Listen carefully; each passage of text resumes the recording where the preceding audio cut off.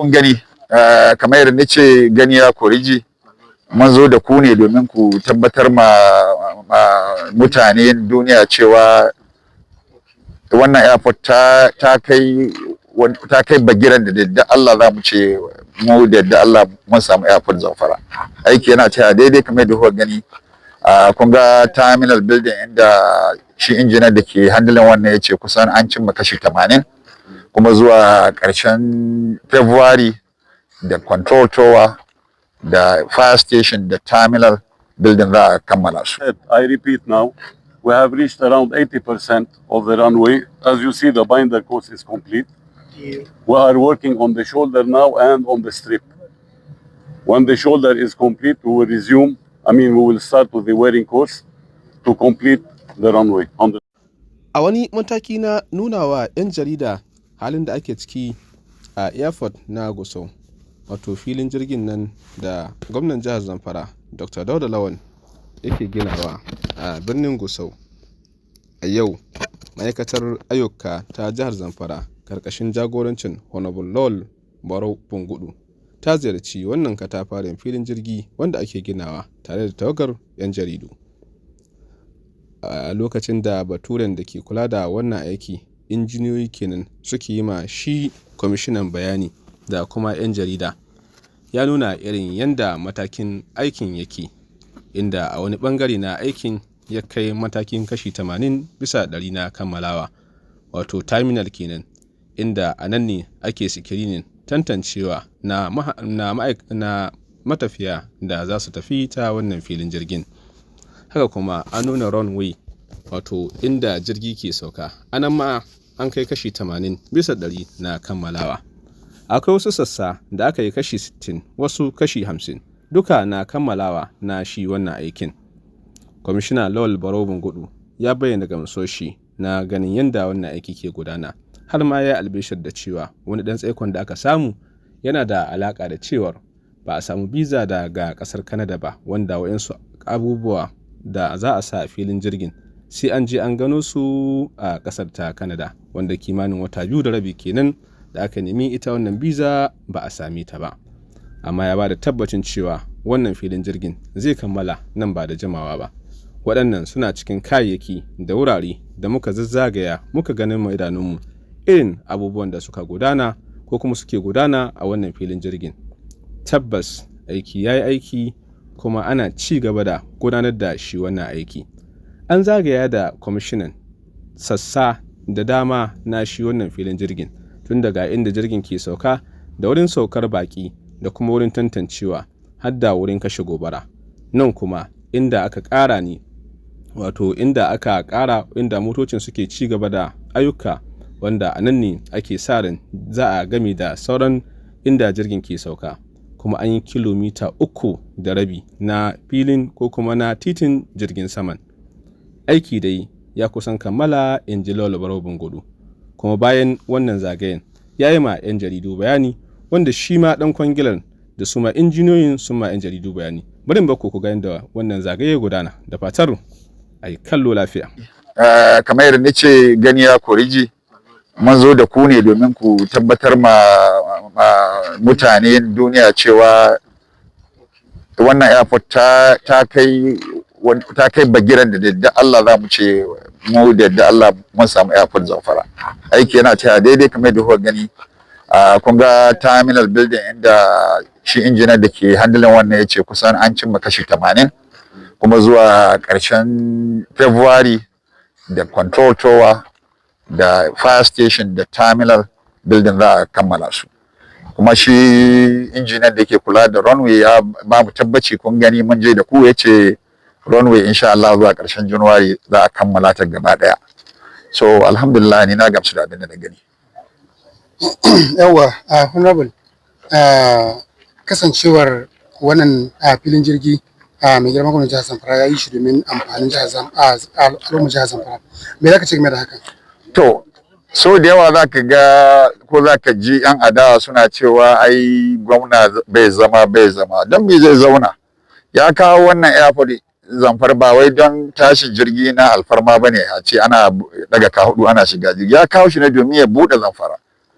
sanin ku ne cewa Allah ya albarkaci Zamfara da ma'adanan ƙasa fiye da kuke ma. So kana cewa bako da ɗan kasuwa da yake son ya zo ya yi investing ya sa hannun jari ne ga wannan sai ya shigo mota daga Abuja ko daga Lagos ko daga Kano ya zo, dole ne a sauƙaƙa musu tafiyar su. Babban burin gwamnati shine kamar yadda ke faɗa, shine ya buɗe Zamfara so da tattalin arzikin ƙasa ya bunƙasa. Yanzu haka shekaran jiya dawo daga South Africa, kuma da ya je South Africa magana investment ne, magana jawo 'yan kasuwa ne su zo. Ta yaya za ka jawo mutane su zo baka da wurin sauka da tashin jirgin sama? Shine consideration na farko. Na biyu kuma ga mai hali, don daman airport in an yi jirgi sai mai hali wanda Allah ya ba dama ya amfani da shi yayi. Amma babban burin gwamna Dr. Dauda Lawal ya buɗe Zamfara arziki ya shigo mata kasuwanci ya bunƙasa, shi ne babban burin mu na wannan airport tabbaci.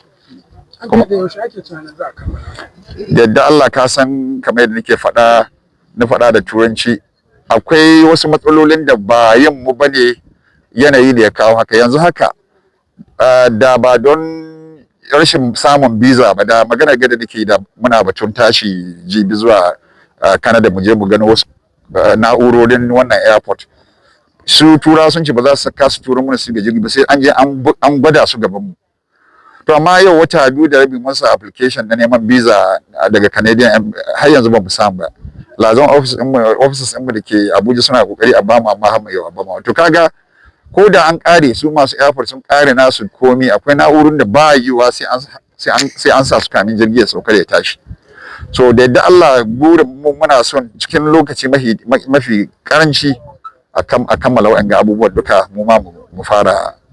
Ana sa ran mahajjata an yi masu alƙawarin dama na cewa za a iya tashi a wani shi. Ai kamar yadda ne maka bayani, bature yana cewa if wishes were horses. Inda so samu na ne son nake December na a ƙara airport din. Amma ai yanzu ka ji wani abin da wata matsala ce ta taso wadda da wata 2 da rabi ni ga maka yana neman visa da ni da injiniyoyi da consultant mu tafi. So zaka tsara gane tsada wannan fannin da suke ciwa. Wannan kawai adawanci ne. Ka fahimci ai na kan wadi ni yanzu da ina yin shiru, amma tunda ni je ina Lagos ran da ni ga an ce ai shugaban kasa ya bada gyara fa, gyaran Murtala Muhammad International Airport MM1 ko MM2 ne ya bada shi akan biliyan 700 ko 14 ne. Don muna mun ka bada wannan 62, za a samu ƙari, na tabbatar da daga baya za a samu ƙari don akwai wasu abubuwa da suka taso wanda ba kuma tsadar rayuwa kuma kowa ya san gaskiya ne.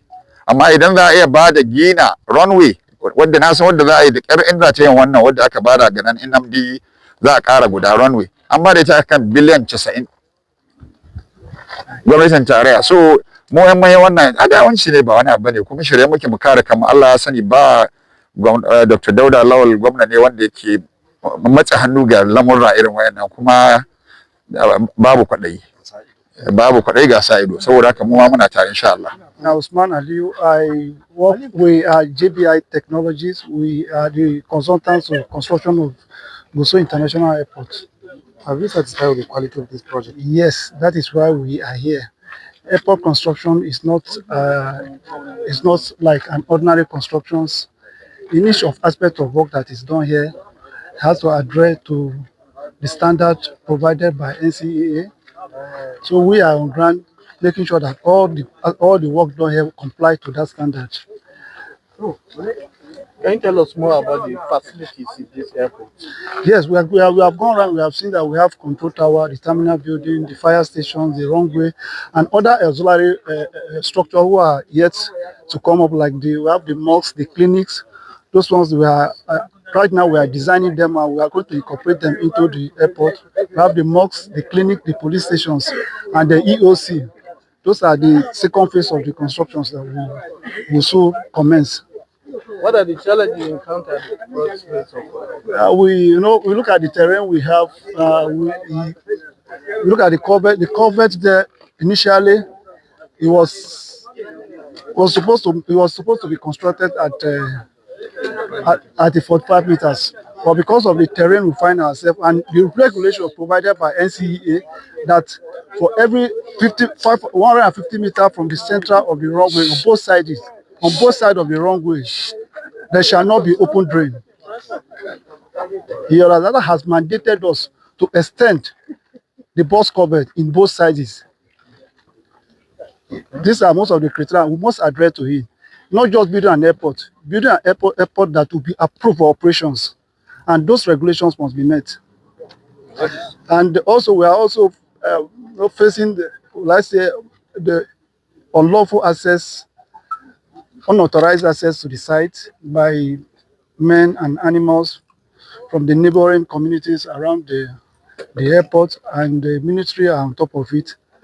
And anyway, we have gotten improvement. There's an improvement so far, but we still also urge the ministry to also liaise with communities around to tackle these problems.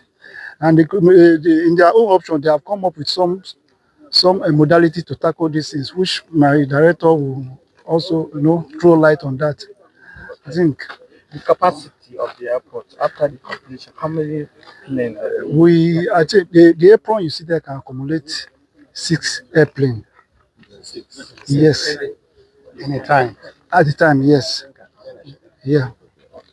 I repeat now, we have reached around 80% of the runway. As you see, the binder course is complete. We are working on the shoulder now and on the strip. When the shoulder is complete, we will resume. We will start with the wearing course to complete the runway 100%. Okay. So what is the duration of the completion? As I said, the completion contractually is on December 26. We are working towards that target. If we finish before, that will be an extra. The general assessment of the project. No runway initially. What would possibly be the measure that would enhance the completion of before the contractual period? Working towards finishing and completing by the contractual time. This is our commitment. How long is the runway? 3,400 meters. 3.4 kilometers. Yeah. Okay, terminal. Okay, terminal. Can you tell us the progress so far? The terminal building, as you can see from the visit we have just made, actually it can easily be said to have reached 80% of completion. As for the terminal alone, we are working toward finishing it maybe middle of March, if not even before. Terminal alone, middle of March, it should be as a building, entity of a building completed, and also to follow in no time the control tower and the fire station. Do you witness any challenge on the process? No, not as far as I can mention, apart from the initial, when we entered the site, the security concern. That anyway, as time moves on, things are getting, I think, better. What assurance are you giving the state government to complete this terminal in the time frame given? We are doing our best. Our contractual period, as Engineer Nicholas just mentioned, is end of December. But definitely for those particular sub-project, sub-entity within the airport, they will finish before the contractual overall period or deadline. Your name, of sir? delivery. My name is Nicholas, Engineer Nicholas. Same name as Engineer Nicholas. Nicholas Kuri. Ga mai biredi TV, mai biredi TV, ga mai biredi TV, faɗakarwa nishaɗi, sai mai biredi TV. Gagara gasa online TV, mai biredi TV, gidan TV mai faɗakarwa, tare da nishaɗantarwa.